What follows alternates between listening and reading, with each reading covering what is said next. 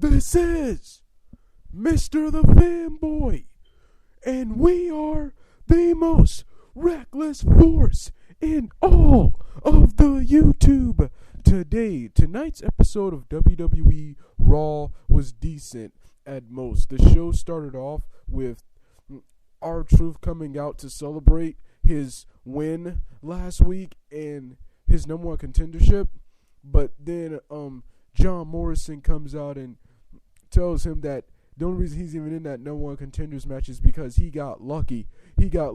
And they go back and forth about R-Truth being in shape and that how he got lucky. Then Morrison pretty much goads R-Truth into putting his number one contender spot on the line. So the first match of the night is John Morrison versus R-Truth. This was an awesome match to start the show, and one of the better matches R-Truth has been in since he returned to the WWE 3 years ago. Since he returned to the WWE 3 years ago. Like I said, this was an awesome back and forth match. John Morrison wins with the Starship Pain.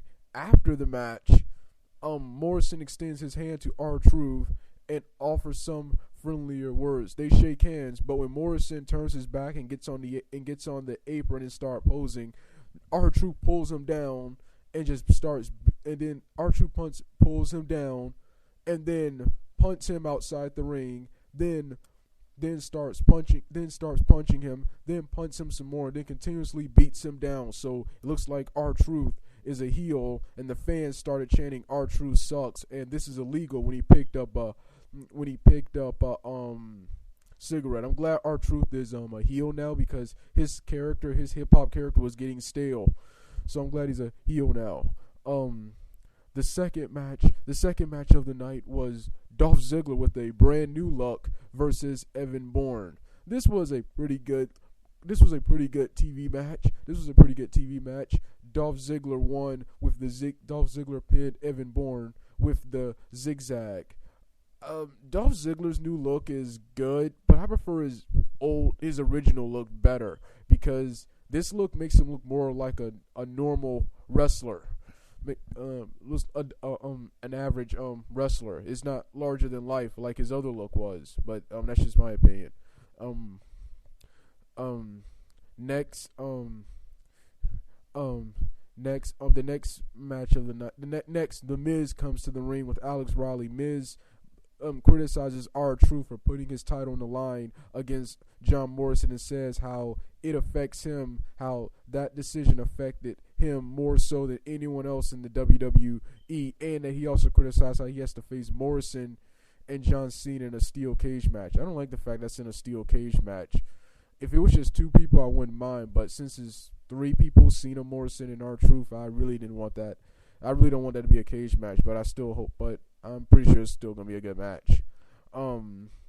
Then while they're talking, the Miz says until the anonymous GM makes this right, he will not leave the ring, and he asks Alex Riley get him a chair, and he sits there.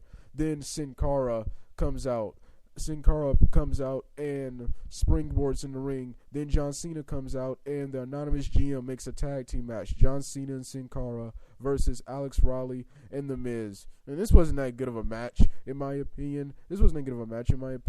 John Cena and The Miz, even though I enjoyed the WrestleMania match, I'm usually not a fan of their rivalry. And as for Sin Cara, I'm really not into him. I've seen him in Mexico as Mystico. He was pretty good there. I don't know why he left there. Here in WWE, he cannot. Here in WWE, he is not. In my opinion, he cannot adapt to their style. Adapt to the WWE style. He's still the Lucha Libre Spot Fest guy.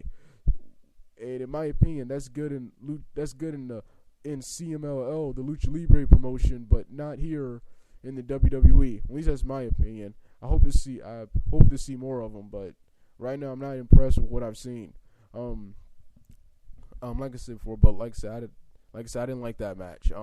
The next match of the night was Eve Torres versus Nikki Bella in a rematch from last week. This was pretty garbage. Like I said before, I hate the fact that Brie Bella is champion, and Eve's a good wrestler, but does not have any kind of chemistry with Brie Bella. Cannot make Nikki Bella look good. So,